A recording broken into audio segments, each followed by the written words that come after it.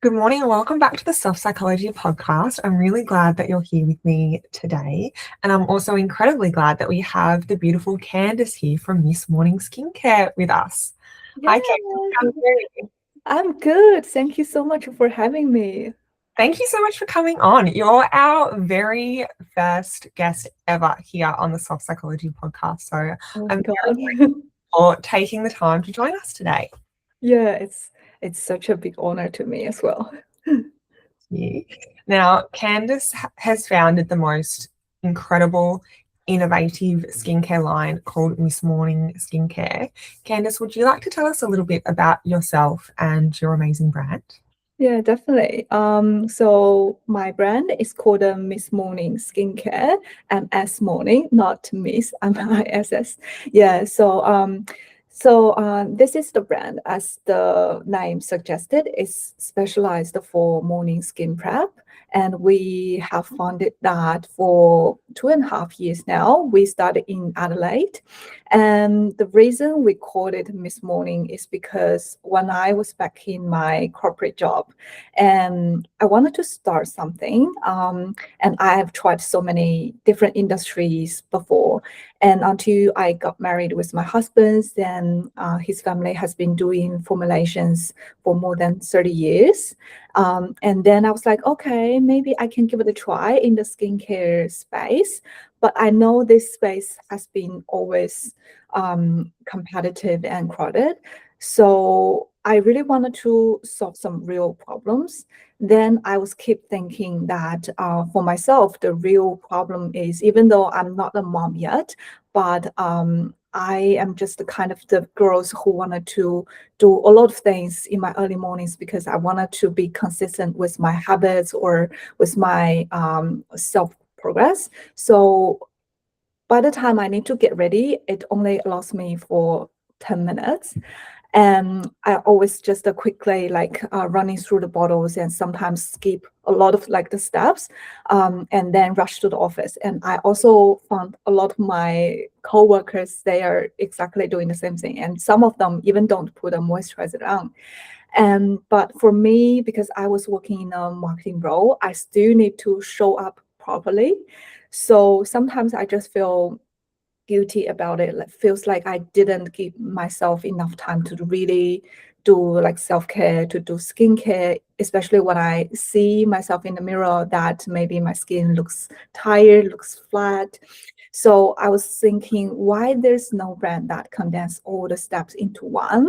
So yeah, even though there are a lot of like kind of product saying it's a all-in-one, it's a three-in-one, have so many benefits, but most likely they're talking about benefits but not the routine per se. So I was thinking, right, if we can innovate something that just maybe one step but give you all of the benefit or all of the step that you need, especially for the morning rush, then that could be awesome. So that's how we started and why we call it Miss Morning. Even for some people, especially like working mom, professional ladies, they're kind of rush, like, but they still wanted to do something properly.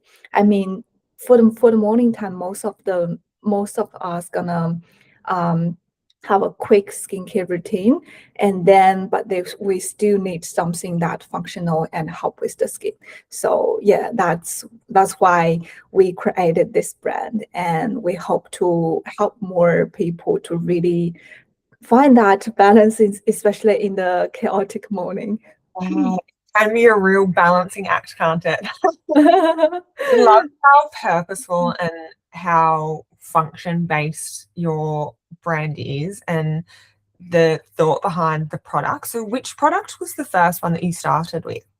Yeah, it was the Dawnbreak Moistata, and until now, I think it was still our bestseller, the hero product. And because at the beginning when we sell this product, we were sell in the local market. It was back in Adelaide, and we have talked to a lot of potential customers face to face to chatting about their struggles and their skin problems. And we also found a lot of people actually have very sensitive skin. And it was because, girls, we bought a lot of product from one brand their hero product, and then we mix with other brands hero product. And most of the time, because each brand, they don't share with their laboratory or their formulation system, so some of the active, they are not like cooperate with each other very well, so it can like irritated skin or causing some skin issues. So that's why we also believe that sometimes lazy on skincare is a good skincare. You just need to simplify, like especially from the ingredient and formula perspective. You can't layer in so many actives on your skin, and it is just a create a laboratory on your skin actually. Yep, I've definitely been guilty of that. I had a few skin issues. I think it might have been last year. It was the first time I'd started receiving skincare in PR, and I got a little bit excited and I used too many of them at once, and I just ruined my skin barrier, and I had all these little red bumps on my face. I didn't realize it was my barrier, so I was exfoliating, Oh trying my to god. get rid of it. And then my sister-in-law owns the most incredible skin clinic. Like, it is the most beautiful space. And I went to her and said, help me, like, what is going on? She said, babe, it's your skin barrier. Oh yeah, yes. That I've been able to heal it, and it's nice and healthy again now. But I did exactly what you said there. I used too many different products from different brands, and I really damaged my skin by doing that. Yeah. Yeah, it's very easy to do, unfortunately, particularly when we're being peddled so many different brands. So I love, again, the thoughtfulness behind those products. And I do find it's really interesting you say that about the rush in the morning, because I dedicate quite a large portion of my morning to getting ready, because it's a bit of a ritual for me and really sets me up well for the day. But I do find when my skincare routine becomes a little overcomplicated, which I, again, can be quite guilty of doing, it just takes me such a long time. And then I feel like I really run out of time to do everything else I need to do in the morning. So I really like that idea of just simplifying it and having one or two products that can complete the routine and give you all those benefits that you need to start the day. That's fantastic. Yeah, and for my skin, actually, if I put so many layers under the foundation, because I usually wear a tinted moisturizer or foundation, but if I layer too many stuff, and I found my foundation always spotting up or like getting cakey. So it's probably because my skin cannot absorb so much. So when I was in corporate job and when things happen like this, because I am already in a rush and I need to wash all over and start all over again, and it's really annoys me. That's Yeah, stressful, isn't it? Then you're sort of feeling a bit frantic and it's like not a good start to the day. yeah, yeah. That's exactly right. Now, Candice, on Soft Psychology Podcast over here, we love to talk about self-doubt and our inner critic and overcoming those kind of thoughts and feelings that, particularly as women, we tend to experience. Now, I'm assuming that having started a business from scratch, self-doubt or overthinking is potentially something that you may have experienced along your journey. You're nodding, is that right?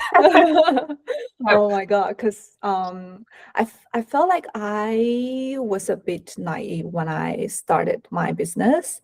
Like internally, I was like, I am really creative. I am really ambitious. I wanted to create something myself, but also because I was raised in China and I was taught to be a good girl, which means you should be polite, you should be quiet, you should just like working, and you don't need to, always showing up or talking loud. So I think that kind of habits kind of embedded me. So, and when I got this idea, when I built it Miss Morning, and I quit my job straight away, I thought, oh, I could be like a lot of other people saying, oh, they made millions of dollars in such a short of time, but nothing happened because I have this self-doubt and also lack of the skill set in this e-commerce space. So for me, it was so hard at the beginning. When I quit my job, I didn't got my stock arrive in my garage, and I didn't like nowadays, like people, they are building in public and showing the progress and building up their community. I literally didn't do anything, and I was kind of hiding all of the things, and I don't want people to know until my stock arrived and I clicked the website to go live. And as you can imagine, nothing happened, and I was so struggled to promote my product or sell my product back then, because of I didn't confident of that. And also, even when I show up, like when I demonstrate to my previous coworkers, I was very shy and self-doubting, saying, oh, am I being too selling? Like, is that a good thing to approach to people back then? So the first year for me was quite a struggle. Finally, we found a way that probably we can sell in the local market, we can talk to the real customer. But standing there, it was such a big challenge. I just felt, how can I be feeling like this, like putting myself need to sell the stuff on the street, that kind of thing. And because of, I think, this limitation and a lot of self-doubting, over a year, even though we earned some money, but after a years of the learning and everything, our bank account was zero. And even my husband need to drove Ubers to support our expense because of that. So yeah, I think it was so struggle for me in the early stage. And I think the biggest issue was I wasn't comfortable or confident about what I'm doing, or really believe in the product that I created or I'm gonna to sell. And I always like imagine in my imagine how people gonna said bad things about me, or like selling this shit or something like that. So yeah, I guess there were a lot of self-doubting. Yeah. Wow, thank you so much for sharing that with us. That is so incredibly powerful. So it sounds like the self-doubt and the tendency to hide yourself, which is essentially how you were brought up as a child, really created a massive roadblock for the first year of your Yeah. business. It's so hard, isn't it? Because as a business owner, you like part of being a business owner is that you have to be a salesperson essentially, because you have to be able to sell your product or your service or whatever it is that your business supplies to people. So I can see how that is so tricky if you're so used to hiding yourself to Yeah. then be a salesperson. Like they're polar opposite experiences. Yeah, especially when I like selling in the market, and because we only sell one product and it's not like very attractive, because people, when they go to the market, they usually just wanted to buy food or buy drinks, buy all like the jewelries. So for us, we really need to reach out to people, ask them, hey, do you want to have a try? And and most of the people, I would say 90% of people will say no. And at the beginning, I took all the no's in person. I felt like they hate me, like they they just don't like me, and they don't like the product at all. And yeah, I was questioning quite a long time. Does this product really gonna work? Is that can I really sell it, or am I doing the right things? So yeah. That's incredible. So where do you think your business and your product would be if you had have stayed stuck in that self-doubt? If you had have listened to the self-doubt, what do you think would have happened? Wow, I don't know. I think it's gonna be a nightmare, because I feel like especially for the startup, the cash flow is the key. And if I just stuck in there, then probably I wouldn't be able to really survive. The business wouldn't be survive. And yeah, and I think it is really heartbroken if you cannot sell the product that you created, and because of the reality, you have to like suffer a lot, or maybe even close weighing down the business. I don't want that thing happen. So yeah, I would. So that's why I feel like even though I have been suffering of this self-doubting, but I'm still tried my best to push myself out of the comfort zone and getting progress every single day.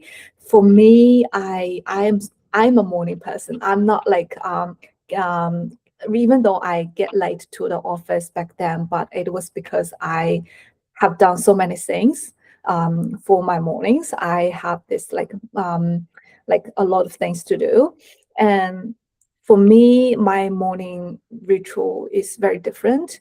I usually get up and then I work on the toughest things straight away because I feel like during that early times you don't feel overwhelmed at all. So even you do something that really challenging you, but you can still do it. And then if you have this progress every single day, even just 1%, you can really make a huge difference.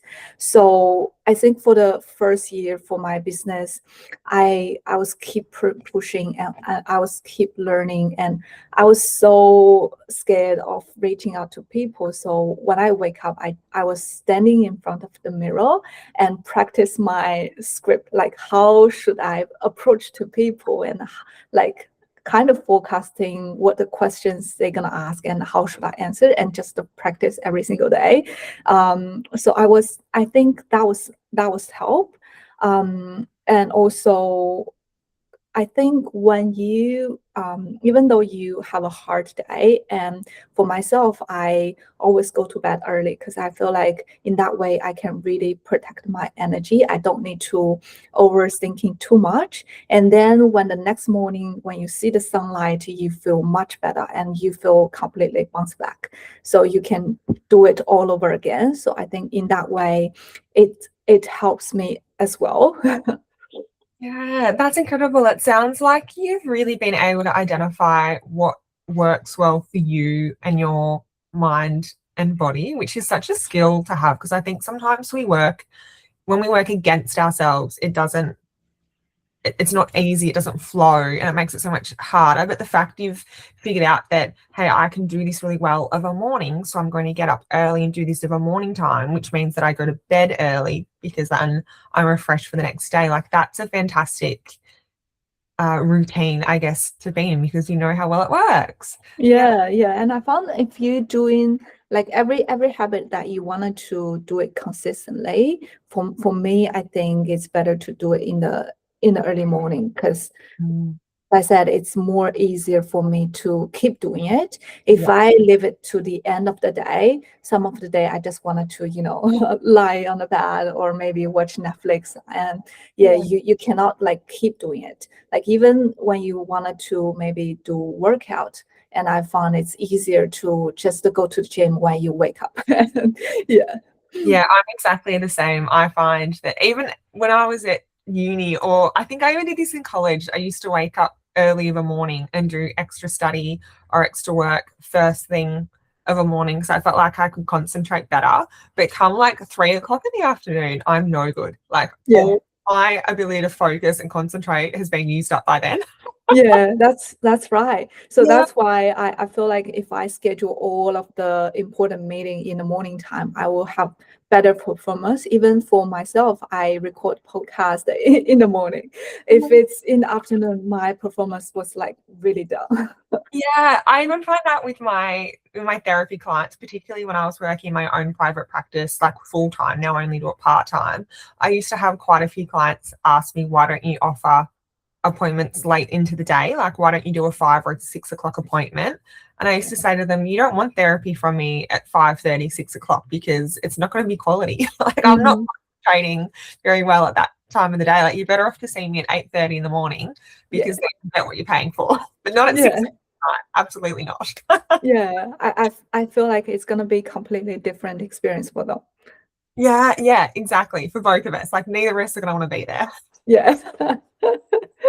I have a little chihuahua that spends all day, every day with me. And I've noticed that come 3 o'clock in the afternoon, she has a nap as well. I Mhm. don't take a nap, but 3 o'clock every single day, she has a nap. Okay. They do say that owners and dogs are alike. We really seem to be in sync together. Yeah, yeah.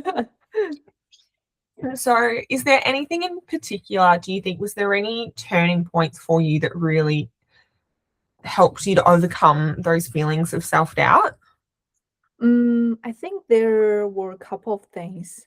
So firstly, I think I really need to change my mindset. I think if I'm looking back for the first year when I was in business, I think I was still not put myself as a founder kind of role. So that's why I was keep chasing for other people's help. Like in the first year, I signed up a lot of agency and hoping they could sell the product for me. And then I realized nobody understands your business better than you. And also, I think if you put yourself as a founder, and then you would kind of changing your behavior and your performance as well. Like you would perform different. And every time when you speak about your business or your or your product, you gonna perform like a founder and not like a salesperson. So I think that's really boosted my confidence. And also I was starting to creating content every single day. At the beginning, I wasn't very comfortable because like I have a lot of self-doubt about my round face, my uneven teeth, or all of that. But I was like, okay, I just record it. And some other small business brand, they also have similar struggles, thinking, oh, I need, because you're building a skincare brand, you should have that aesthetic post, and otherwise you're gonna ruin your brand. And I was like, okay, now I didn't have a brand yet, so I got nothing to ruin. So that's why I think I just post it no matter what. And that was the most efficient way and cost saving way for me to do it, because like the first year I didn't earn any money and all of my savings was gone. So I didn't have any choice. So that's why I have to do that. And then I also found meditation for a few minutes really helped me to calm my anxiety, because I found there was a period that even when I wake up, I still felt really anxiety, because I was keep thinking, oh, what kind of content should I create? What was the new trend that I should jump on? And that makes me feel really like tired and anxiety all the time. So then I decided to incorporate this meditation, even just for 5 minutes, and I just sitting there and being stillness, and I think that makes me feel better. And then I also go out for a quick walk and getting some sunlight. I think this really changed my entire like feelings and really makes me feel I am ready for the next challenges or whatever. Yeah, so I think this, like, even it's just like very tiny things, but I do find it is really helping. And also because I usually take the morning walk with my husband, so during that time we also have a little bit chat, and sometimes we discuss about business, but most of the time we just chatting some random things. And I think it's also really help for both of us to have this good relationship and kind of support each other. So yeah. Yeah, it's such a lovely way to connect. Yeah. As I do say that couples that exercise together tend to have stronger relationships. I haven't looked into the science. I don't know how scientifically correct it is, but I have seen that around, that exercising together is a really good connection tool for Yeah. couples. My partner and I do the same thing. We often go for walks or runs together, and it's just such a lovely way to Yeah. start. Yeah, and I love Yeah. meditation as well. That's so, I recommend that to so many of my clients. I don't know whether or not they actually do it, but I'm always recommending it because I think the science behind meditation is incredible. Like, we just have an abundance of gold standard science to back the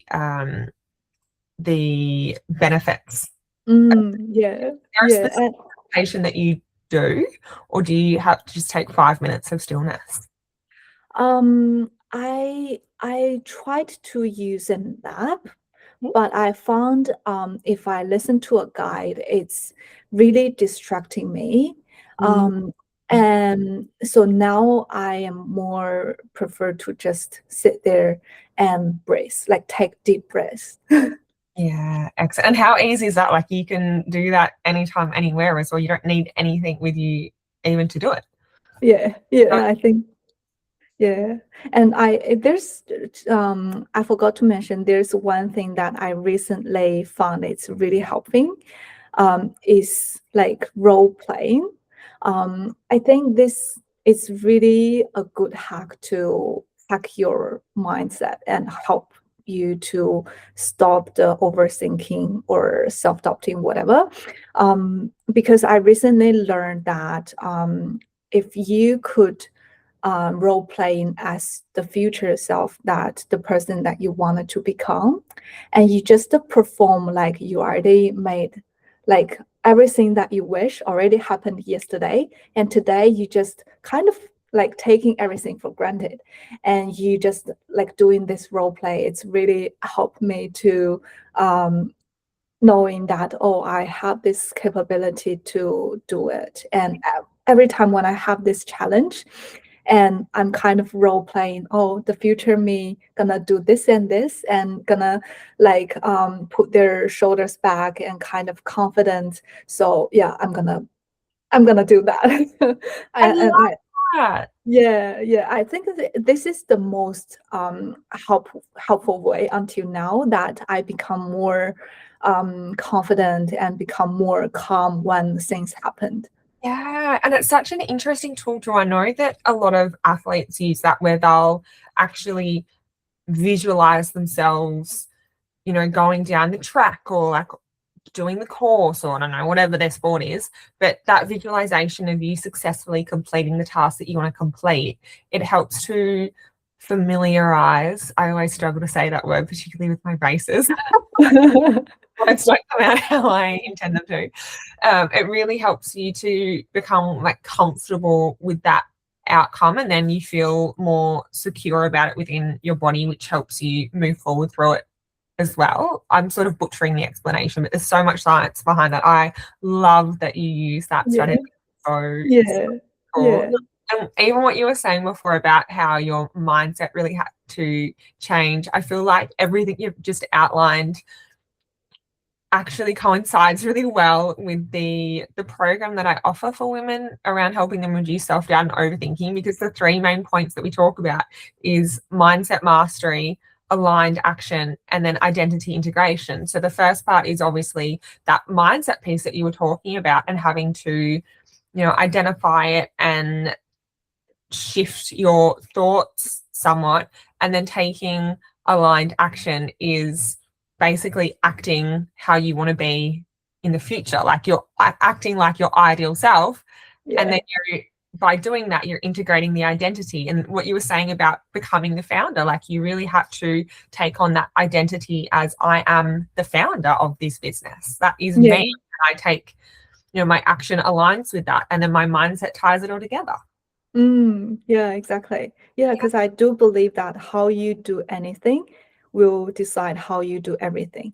So even like just the tiny, tiny things, like how you wake up, you can wake up like, oh, I'm still quite sleepy, I'm so tired. And you can also wake up like, oh, it's such a beautiful day, you know.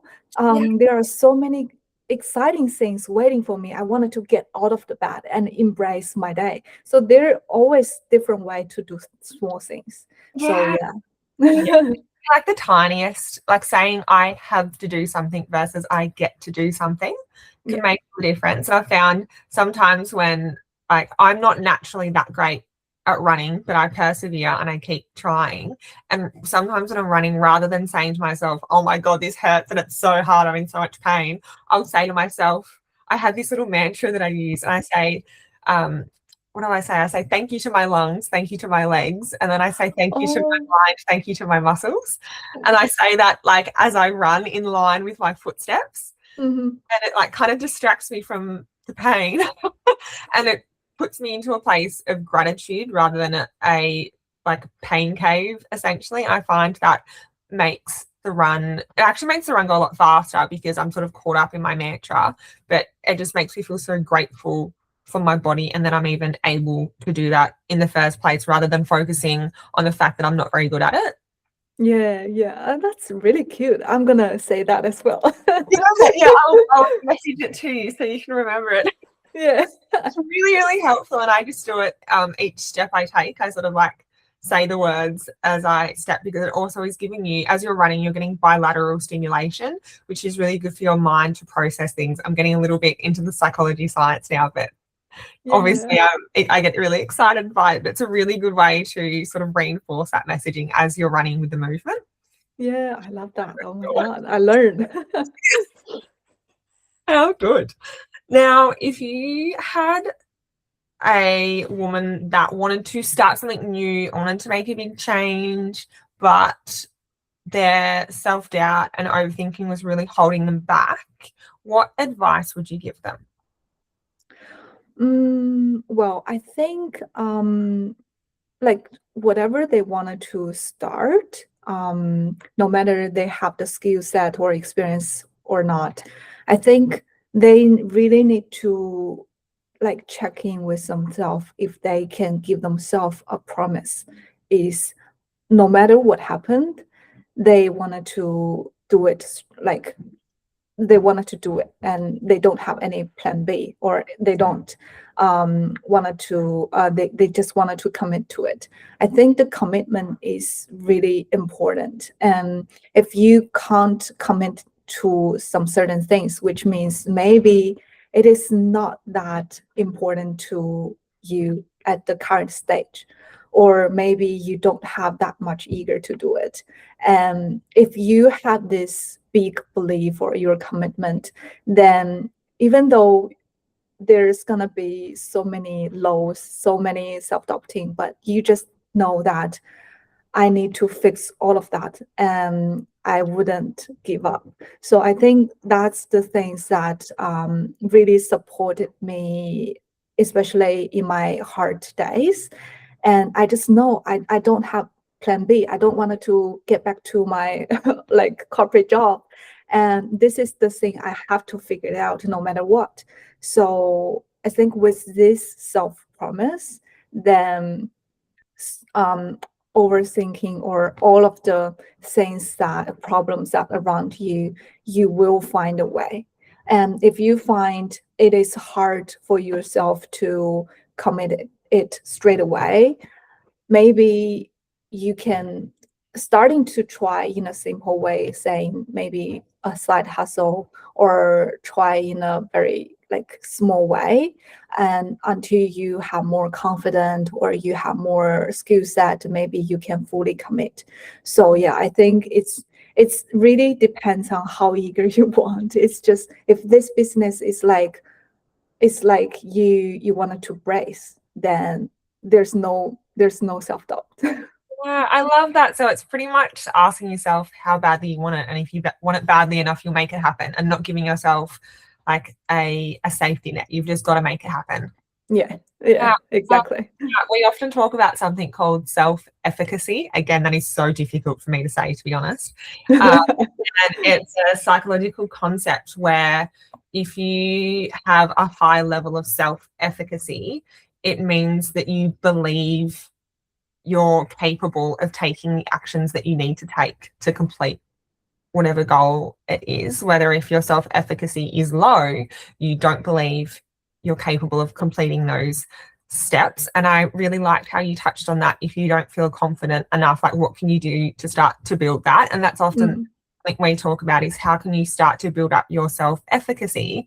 And one of the easiest ways is to just make a promise to yourself and stick to it, even if it's meditating for 5 minutes a day or going for a 20-minute walk each day. Like it doesn't have to be, you know, a this huge big thing. It can just be one thing that you promise yourself you'll do every day or every week, and sticking to it is the most simple and easiest way to start building that self efficacy and that confidence and trust in yourself, pretty much.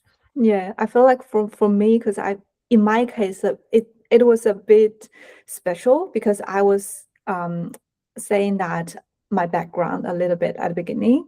So the reason I have this eager or have this dream to have my own business was because like nobody support me, and when I was back in in China, and people there, even my parents, they think a good girl, you just need to marry a good guy and find a decent job and always being stable. But like every people said no to me. But I always have this dream. I wanted to at least give a try. But because of the reality and nobody supported me and stopped me from doing this, and like study in Australia was kind of like my escape plan. So finally, I'm being able to live in Australia. It's like I finally get my freedom and nobody can say no to me. So that is why for me it's really hard to get that ABN registered. It took me more than 15 years. Like, so that's why I have this really big commitment on this business. Is because I never wanted to go back to the old days. So yeah, so no matter what happened, I just wanted to keep going, and I won't let my parents look down to my decision, and I wanted to prove to them that I can do it. Like girls, they are capable of being a business owner. So yeah. That's so incredibly powerful, and how, brave and strong of you as well to essentially go against what you've been raised in as well and say, actually, no, I don't have to be the way that you're telling me I need to be my whole life. I actually can make a change and I can do these things that I want to do, and actually you can't stop me because I'm going to do it anyway. Like that. Yeah. Oh, that is so incredible. So inspiring too. Like that. Yeah, that's amazing. Oh, thank you. Yeah, really incredible. What do your parents think now of your success, now that you've actually done it and that you've proven to them that you can do it?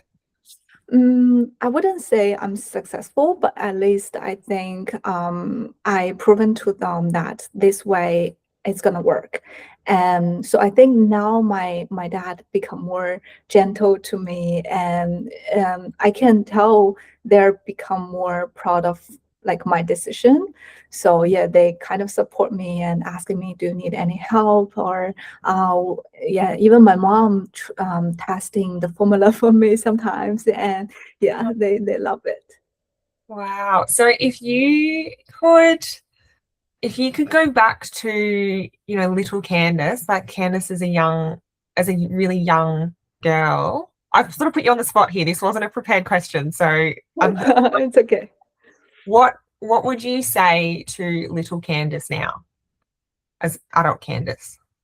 Mm, I I think just follow your heart. It sounds very cliche, but I think for me, I always followed my inner voice. I sometimes wanted to say, okay, maybe I should listen, or maybe I should follow my whatever they told me.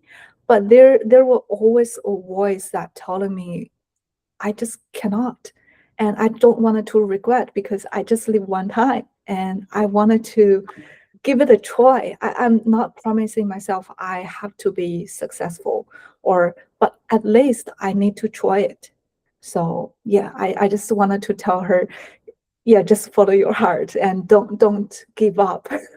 I love that's really beautiful advice. I think it's very necessary advice as well, because we tend to not be, it's sort of a lot of, particularly when you're at school, it's like, think about careers that are stable and secure and you can earn good money. And we don't often say that to younger people. So I really love that. I was chatting to someone recently whose daughter was looking to study psychology.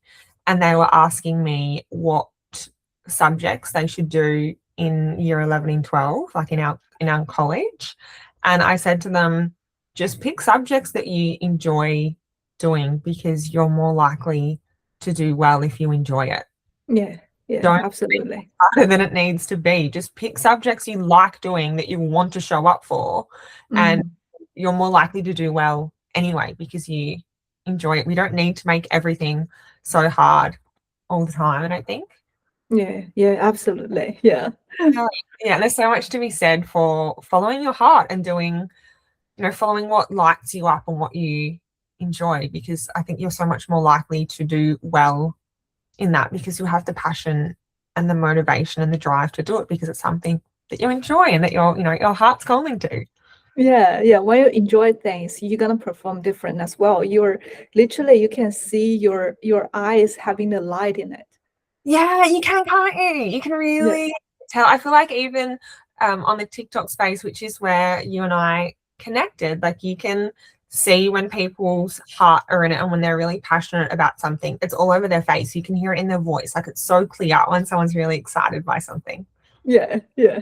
Yeah, that's wonderful. I really think that's just fantastic advice. I really love that. So coming back to the skincare line, what are your top 3 picks from the line? This is gonna be a big challenge for me. I The, all my myself, babies. I'm planning to do an order soon, so I want to know what 3 picks. Um, yeah, so I think even though I am a skincare business owner, but honestly, I am not like a skincare enthusiastic. I'm kind of lazy on skincare. So for me, I think the easiest thing is like currently I'm used every single day is do the dawn break. That is my top pick. And the second one is the sheet mask that we recently launched. Yeah, because I feel like it's really fine with it, and also it's really does the work. So recently I really like to use that as well. And also the second one, I would say it's my cleanser, because Oh, I just feel like every time when I use it and I can really take the deep breaths, and we intentionally put the smell that really makes me, at least make me feel kind of fresh and relief.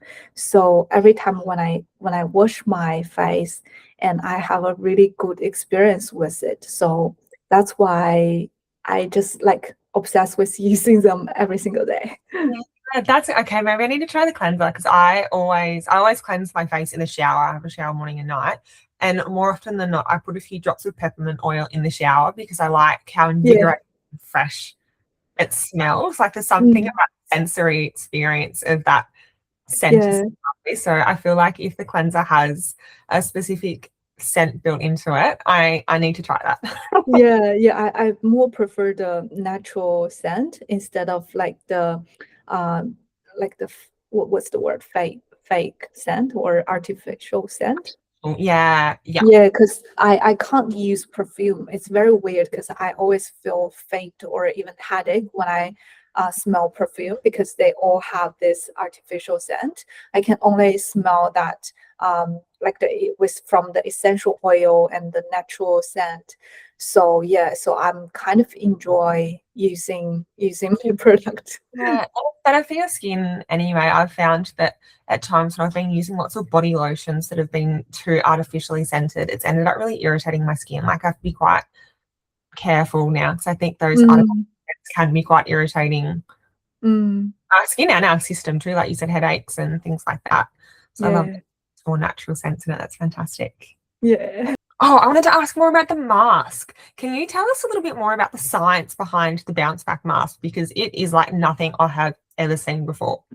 Oh, yeah. So, like at the beginning, when we wanted to launch a sheet mask, we found so many factory like sending us the sheet mask, and I was like, oh, I'm literally choosing the fabric over like working on my formula because the most important part of the current mask, sheet mask on the shelf is mostly not because of the essence it work. It's because of how soft the fabric it can adhere to our skin, or how good it can absorb the essence and then on our skin.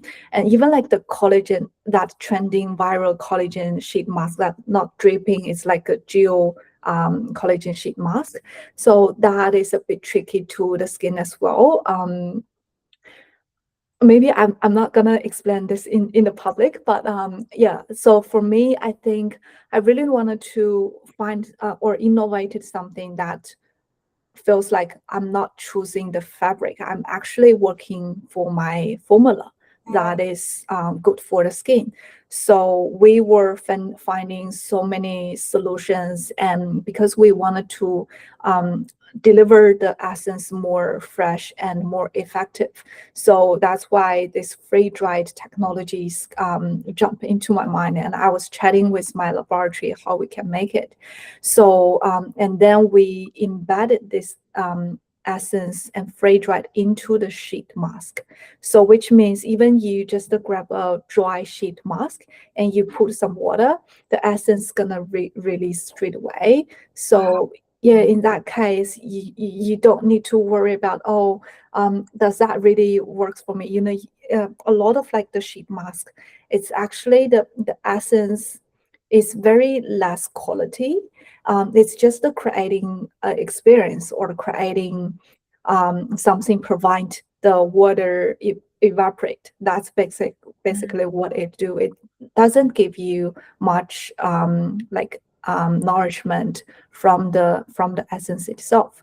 So we wanted to change that, and that's why I think currently we are happy with the result, even though there are still some pieces that we can change for our next batch. But at least I think we used this way to protect the ingredient being effective all the time, and also I think giving people a very different experience with playing with the Yeah. filament. So I think your vision for the product has really translated to the user experience. I found myself, I love using sheet masks or under eye masks, but if I'm being really honest, it's not because I think they transform my skin.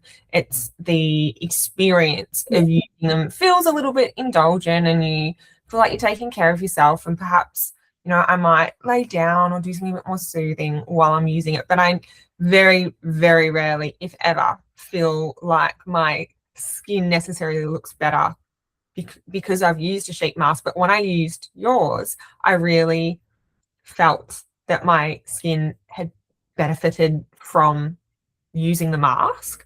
Like, it felt like the ingredients had absorbed into my skin. I didn't feel like I needed to wipe it off and put more skincare on top. Like, I took off the sheet mask and I thought, cool, I could put my SPF on now and then do my makeup, and I don't need to then go and do my entire skincare routine on top of the mask.